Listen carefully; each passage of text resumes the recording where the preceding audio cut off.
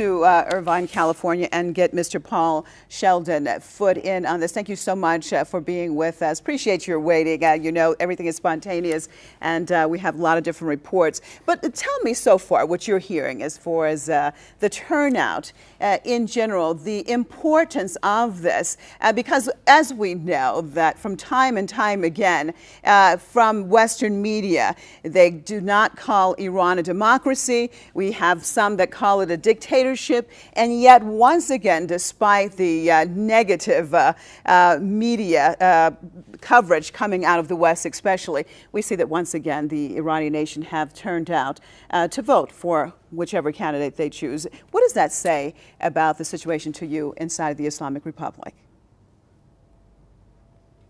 Well, I have the good fortune of not having to depend on the Western media. I spoke with my Iranian wife yesterday, who's in Iran and is voting in person today, as she did 4 years ago.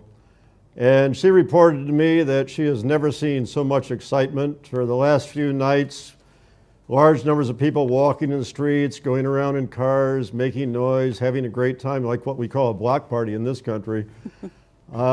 We don't see these kind of turnouts in the American presidential election. We don't see this kind of excitement. It's true excitement, and she knows from personal experience. She's there today voting with her relatives and is thrilled at having the chance to vote today. Well, you've just picked up on something actually that our guest in the studio was just basically telling the same story about what he had seen. And I think in general we see that, of course, we have a very large young population. But what do you think? What does it mean when you have that type of enthusiasm in a society? And, you know, many people had said before, analysts, that those who support the Islamic Republic were basically those from the generation of the revolution, which, of course, the majority are 50 and above. But we're seeing this enthusiasm and this taking to the streets and yelling slogans for their favorite candidate, actually from the under 30 crowd, I would say. Mr. Foote? Well, that's correct. And yes, and I have lived and worked in the Arab world. Al Arabiya, for example, was expressing some of the negative views of the election that you mentioned. It's interesting to note that they are headquartered in Dubai, United Arab Emirates, where the ruling family there has been in power for more than 150 years.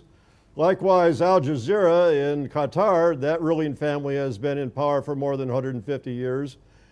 These people don't know anything about democracy. They don't have elections. They are absolute dictators. And they have the gall to suggest that Iran's not a democracy. And America remains silent and attacks Iran, which is smaller than the state of Alaska, and supports these folks who are absolute dictators in the Arab countries. I've lived and worked there. I know the difference. I've lived and worked in Iran also. The criticisms being leveled against Iran are just totally false.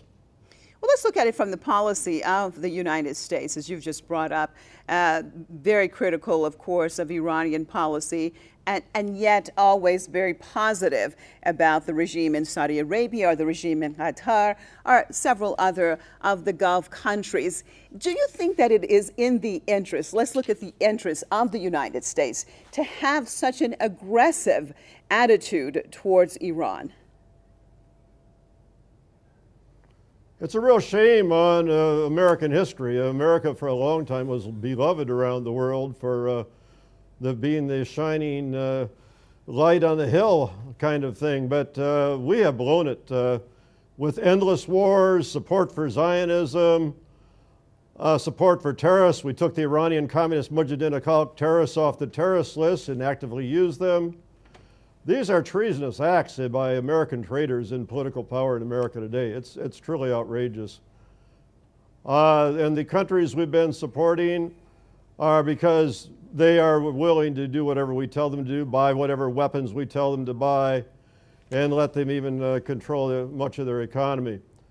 In earlier days when the monarchy was present in Iran, you had the Reuters concession, the Darcy concessions, and others that had almost total foreign control of Iran.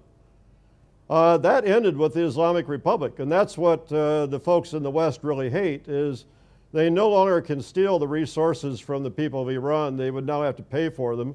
And they're crying about the fact that the Iranians don't want to accept dollars anymore. Well, whenever I travel, I have to pay in local currency. I don't know why America doesn't have to pay for Iranian commodities or any other commodities in local currencies. What's wrong with that? Well, so the positions America is taking are totally outrageous. Well, let's look at that. You talked about the positions that Americans have taken, and of course there have been many anti-Iran sanctions and other laws implemented against the Islamic Republic. And yet, Mr. Foote, what's interesting to me as a fellow American, actually, is that still walking on the streets, whether it's Tehran or other parts of the country, the people do not have an anti-American people perspective. They very much separate the government from the people with everything that has taken place in the last 34 years and beyond.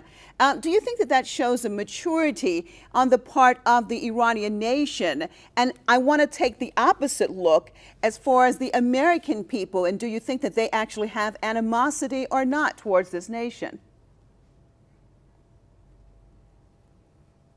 Well, it's been my experience also. Every time I've been to Iran, I've been shocked at the level of admiration for America in spite of all the evil things being done by the leaders of America. You can call it maturity if you want. I'd also call it a lack of understanding of exactly how totally evil the Zionists and neoconservatives or neo-Trotskyites are. These folks are totally evil, and they would stop at nothing. They would be very happy to bomb Iran, invade Iran, do anything else. The Iranian people and leaders need to know that they're dealing with very sick psychopaths. Well, I was making a point of being able to differentiate, of course, the people, the American people, from the government itself. But let me switch back here in the studio with Mr. Golpira. Hamid, you were talking about, I'm sorry to cut you off of your anecdote, but please go ahead. Okay, but it's something that made me feel that some things were happening. Anyway, we were stuck in traffic, and we're sitting there, and I think a bunch of us in different cars, we were looking over this one older guy, not that much older, maybe 35 or 40 or something. He's holding a poster of Jalili, and then a younger boy in the back of the same car, looks like his son, is holding a poster out the window of Rouhani. Then it seems like a bunch of people are staring or something, and traffic is kind of stopped because it's a traffic jam for a couple minutes, and we're looking over, you know, and we're thinking, oh, usually, like, it's kind of a traditional society, some fathers will tell their sons, oh, you support the one I support, and we're all looking, and then he looks over at us and he says, well, that's democracy, you know, or something like that, or this is democracy, you know, that his son supported the different candidates. So I thought, I mean, in a small way, it's a small thing, but it's as if something is going on. Mm-hmm. Something is going. As we've been talking about throughout the day, that people have been saying it's a 34-year-old democracy, yeah, and it still is a work in process. Well, it is, and people are not as like, if you think like older people remember like a monarchy and things like that, and a parliament that didn't have as much say as now. So everybody is not as used to this as in another country that might have 100 or 200 years of some kind of elections or other, in parliaments and things like that, or a developed party system that, you know, other things that are not as much going on here are beginning to happen. Okay. So. Let me switch back to Irvine. Mr. Sheldon Foote, looking at what Iran has been through in these last 34 years, and we can say especially in the last several years where these sanctions have definitely gotten more and more intense. And despite that, you see the resiliency of this nation. Tell me your take, you think, on the future for this country. What do you think is the path now that this government, this new government that is to be very soon, what do you think should be their main focus on making sure that this nation continues to improve? The future leader, whoever that happens to be, needs to continue developing relations around the world. Iran's been doing that for many years now, even in Latin America. Trade relations, diplomatic relations, working closely, barter deals, you name it. Regionally, Iran has been participating in developments including high-speed railroad, and other things to improve the economy there. And they've been inventing a lot of very sophisticated equipment rather than importing it, as most of the other countries of the world are doing.